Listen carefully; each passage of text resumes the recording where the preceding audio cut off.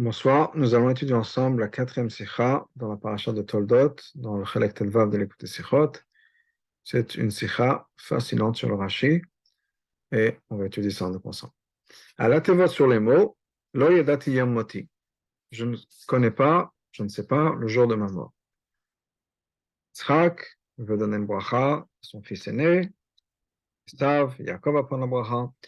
Mais la raison pour laquelle il dit à Esav, c'est maintenant qu'il voulait donner une bracha, maintenant c'est le moment, parce qu'il dit, je ne sais pas quand je vais mourir, donc je vais en profiter avant de quitter ce monde-là. Donc c'est dans le paracha. Et sur ce passage-là, Pirash Rashi explique la chose suivante. Amar Rabbi Yosha ben Kocha. Rabbi Yosha ben Kocha nous dit la chose suivante. Si une personne arrive à l'âge de ses parents, Yidak, c'est-à-dire à l'âge où ses parents sont décédés, Yidak Chamesh Anim Lifnem, Chamesh Lacharken. Il faut qu'il commence à avoir peur, à craindre, 5 ans avant et 5 ans après. Yitzhak avait 123 ans.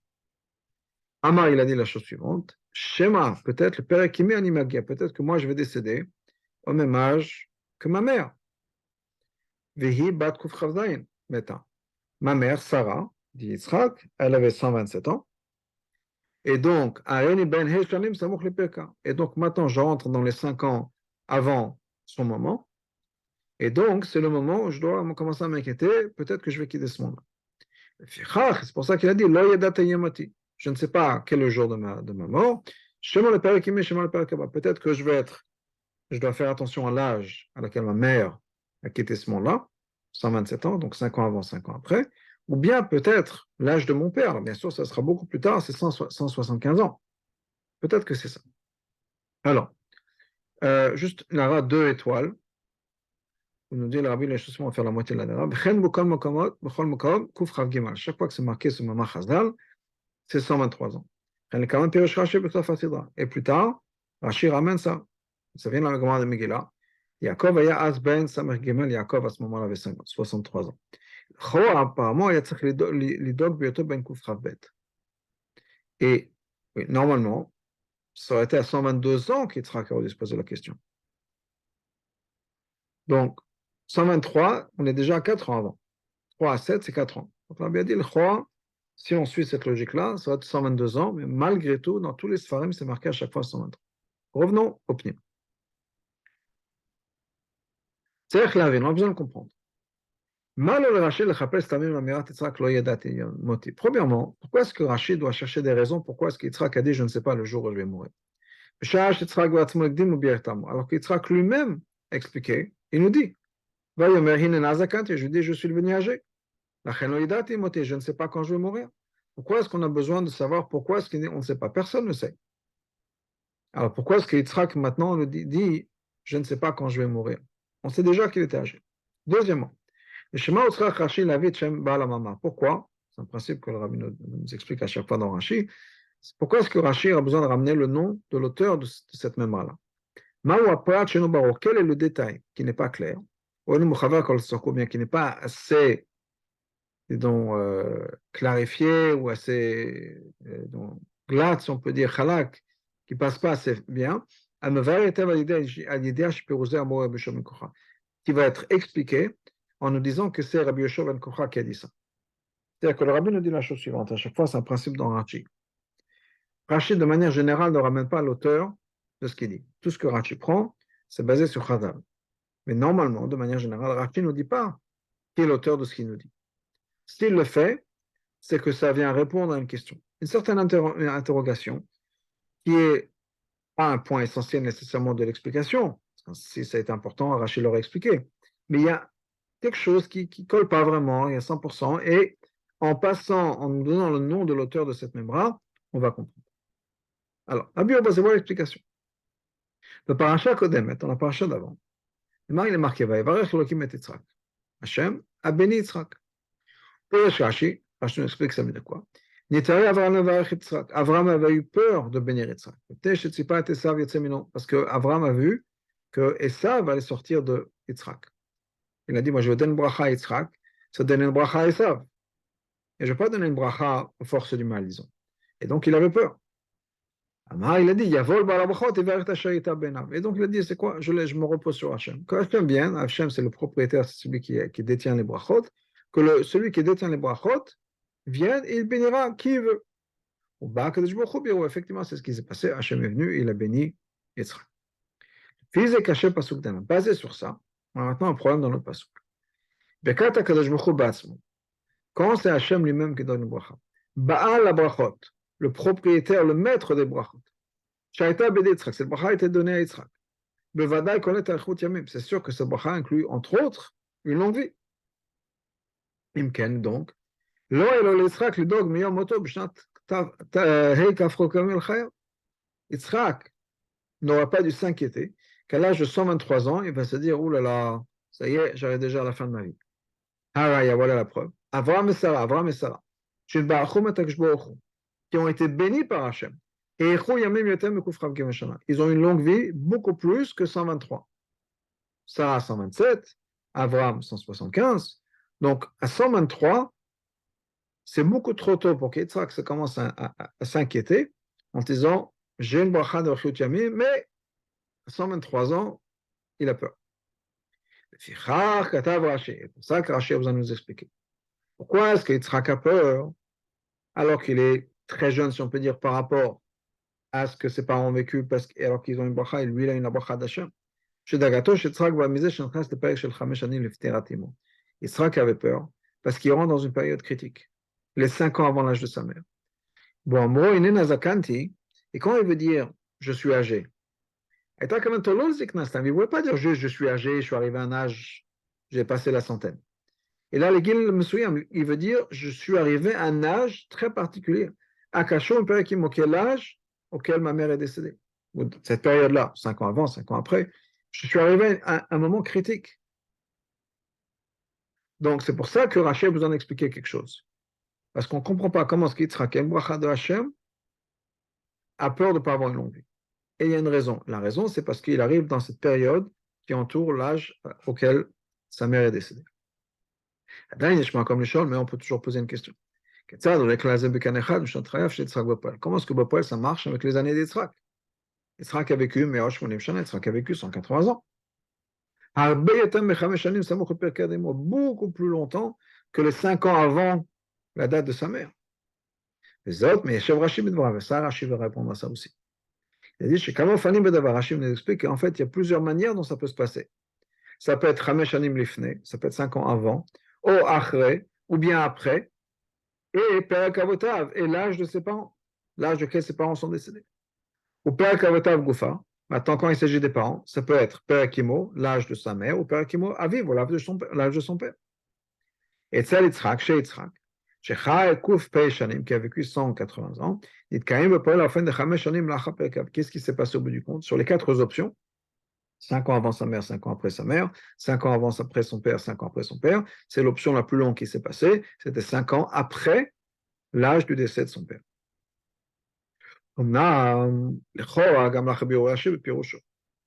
Mais, même après l'explication de Rashi, on a quand même toujours une question.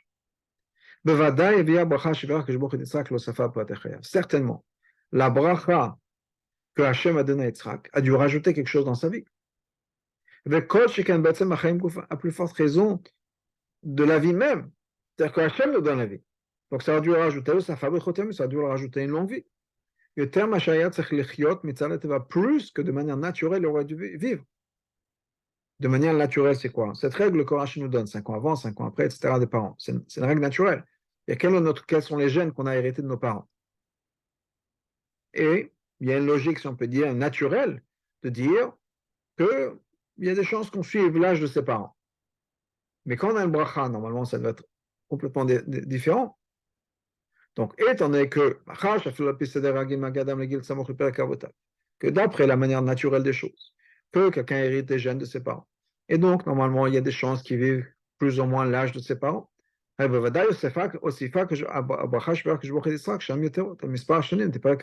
certainement, quand Hachem lui donne bracha, elle est au-delà de ce qu'on attend de manière naturelle. Ils vivent basés, si on peut dire, sur les gènes qu'il a reçus de ses parents. Donc, dans ce cas-là, c'est cette logique qui nous dit que, bien sûr, de manière naturelle, on peut imaginer que si les parents ont une longue vie, on va vivre plus ou moins la même chose. Ok. Mais si on a la bracha d'Hachem, ça va être quelque chose de différent. Donc, dans ce cas-là, on a plusieurs questions. Premièrement, comment ça se fait qu'Yitzhak n'a pas vécu plus que 180 ans? C'est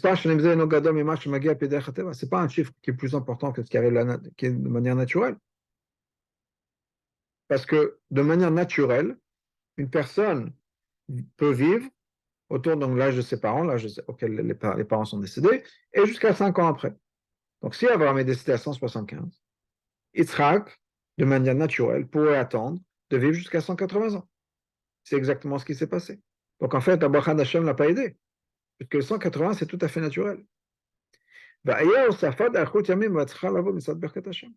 Et où est cette Osafa, où est-ce que cette Arichut Yamim que la bracha d'Hachem aurait pu donner?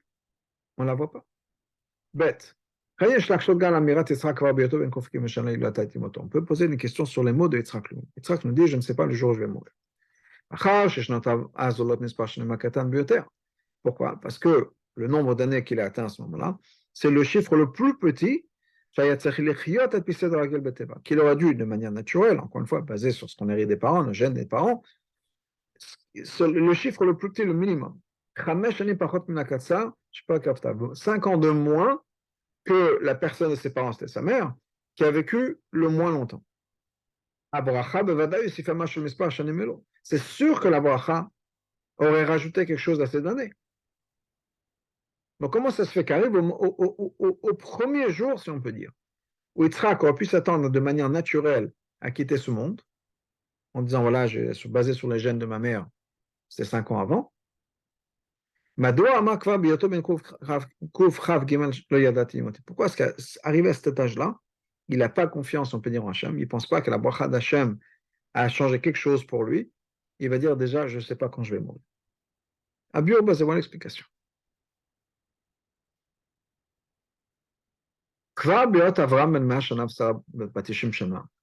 Déjà, au moment où Avram a 100 ans, Sarah a 90 ans, il n'était pas juste âgé.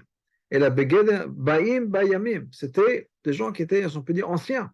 Ils étaient bien avancés dans leur jour. Plus que ça, chez Melou Kol Yemem, leur jour était complet. C'est-à-dire tous les jours qui leur étaient attribués par Hachem. On sait qu'une personne avant la naissance, sa vie est déjà décidée, de manière générale. Le fait qu'ils aient vécu au-delà de ces 90 ans pour Sarah et au-delà de ces 100 ans pour Abraham, c'est un bracha d'Hachem. Parce que normalement, de manière naturelle, ils étaient déjà arrivés à l'âge maximum de leur vie. Nimsa, de manière naturelle, les lobes katakshbochu sans la bracha d'Hachem, à l'âge de 105 ans, Yitzhak arrive déjà à l'âge le plus avancé basé sur les gènes de ses parents, basé sur l'ADN de ses parents. C'est-à-dire, 5 ans de plus que les 100 ans qui avaient été déjà donnés à Abraham, et Abraham déjà rempli ses jours, comme le pasuk nous dit, et donc normalement Abraham aurait dû finir sa vie. Et là, Yitzhak a dépassé pas à 95 ans, ou bien pas à 85 ans, qui sont 5 ans avant les 90 ans de sa mère. Après 100 ans, à l'âge de 105 ans, Yitzhak dit, ça y est, mon père a vécu 100 ans, en mettant la bracha d'Hachem de côté, mon père aurait dû vivre 100 ans. Et là, je suis arrivé à l'âge de 105 ans, je suis arrivé à la date maximale de ma vie. Parce que quand Rashi nous dit de Chazal, on arrive à l'âge de ses parents, ou c'est leur âge à eux, c'est-à-dire c'est sans la bracha d'Hachem. Alors, bien sûr, une personne peut avoir un miracle qui va se faire. Mais de manière naturelle, les parents de Yitzhak auraient dû vivre de manière respective 90 et 100 ans. Arrive l'âge de 105 ans, Yitzhak se dit ça y est. Ou même là, automatiquement, basé sur la vérité.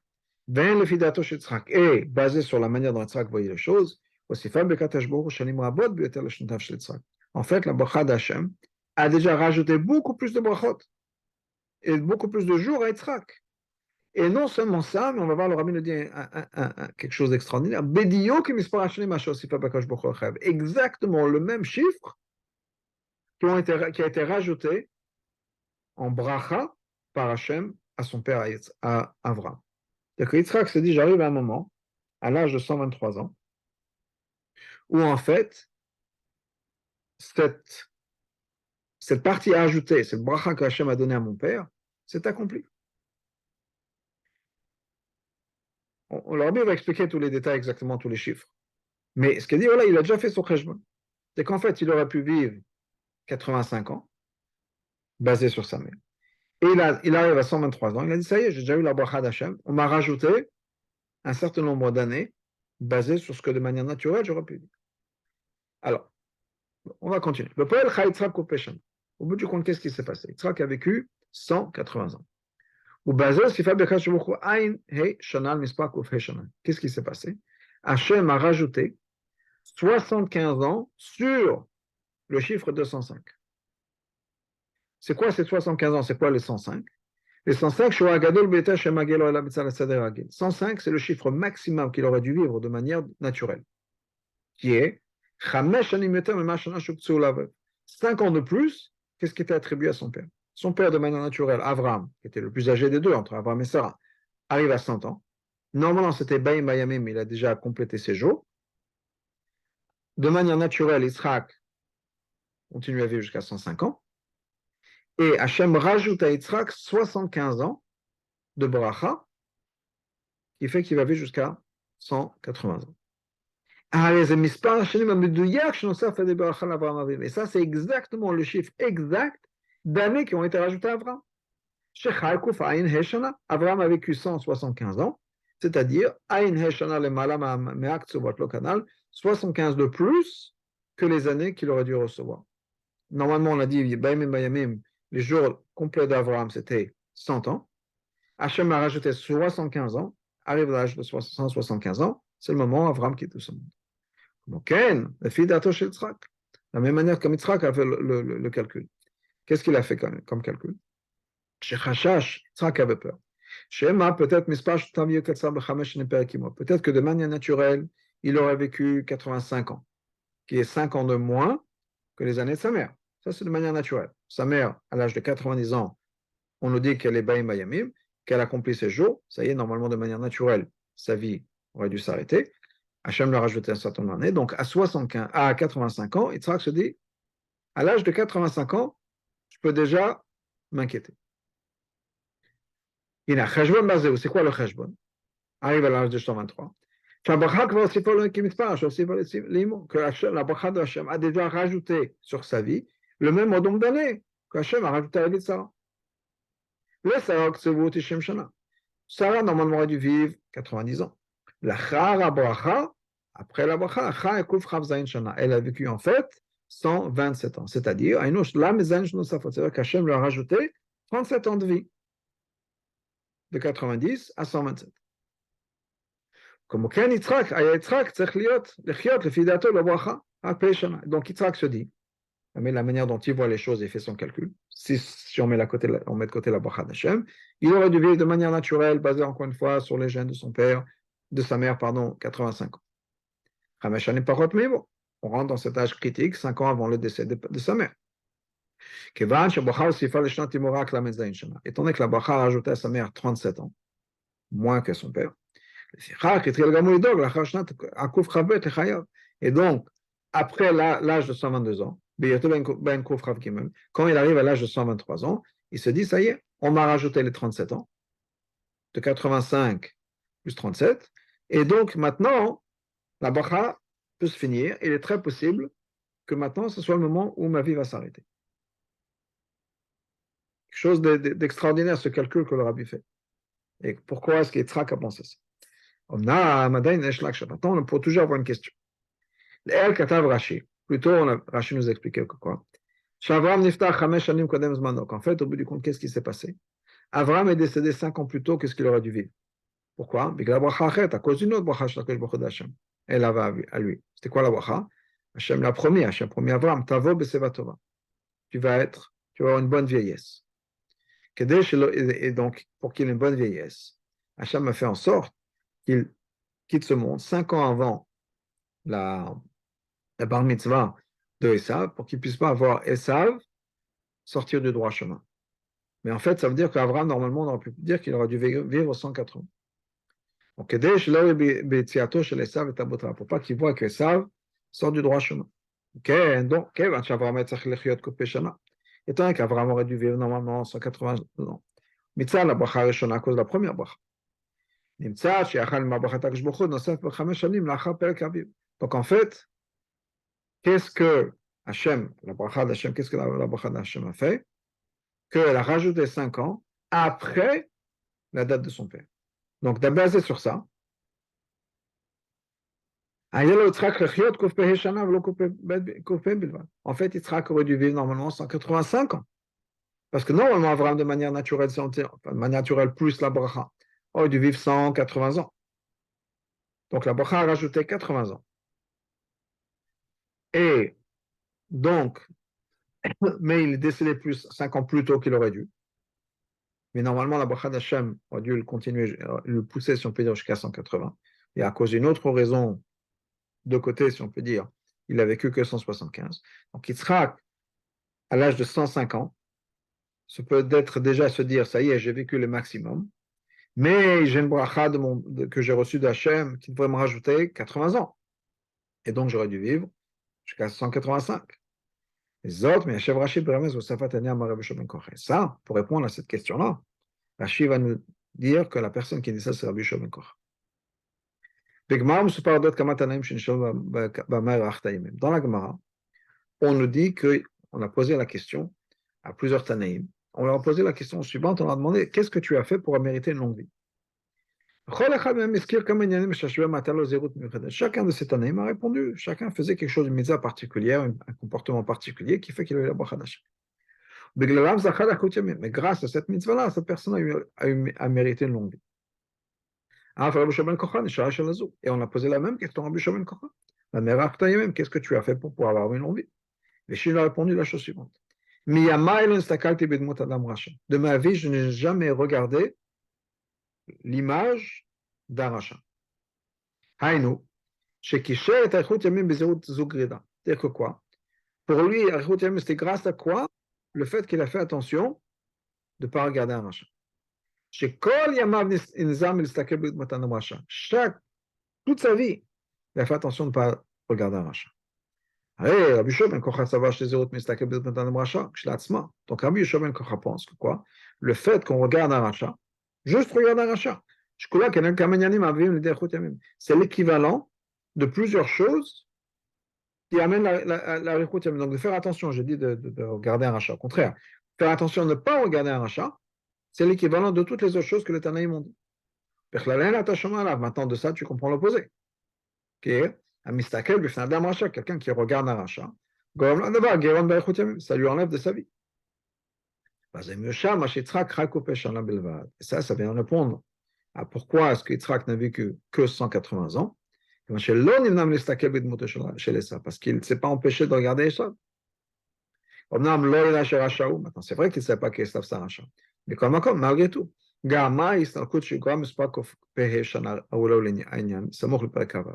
ça a causé que, au lieu de vivre les 185 ans, qu'il aurait dû vivre basé sur tout ce qu'on a dit, c'est-à-dire qu'il est 5 ans sur l'âge de son père, qui normalement il doit être 180, Hachem l'a fait en sorte qu'il est moins, il sera qu'à perdu ses 5 ans parce qu'il regardait ça. Et donc la bracha d'Hachem a fait qu'il a uniquement la chut yamim comme son père, qui est 75 ans de plus et pas 80. Rabbi ramène dans la Ra 14, Remegila Hachem, le Gemara Megillah, effectivement, la Gemara nous dit que la raison pour laquelle il a perdu la vision, Yitzhak a perdu la vision, c'est parce qu'il regardait Esav qui était un rachat. Même si Yitzhak ne savait pas. On revient dans le texte. Donc dans le Pirosh Rashi, il y a aussi la chassidut. La raison profonde. Pourquoi Yitzhak est inquiet?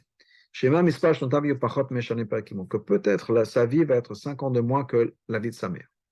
Enfin, la moite bioter, qui aurait le chiffre le plus petit de manière naturelle. Bioter a plus que ça. Père Kimo, en ce qui concerne l'âge de sa mère, Koufa lui-même,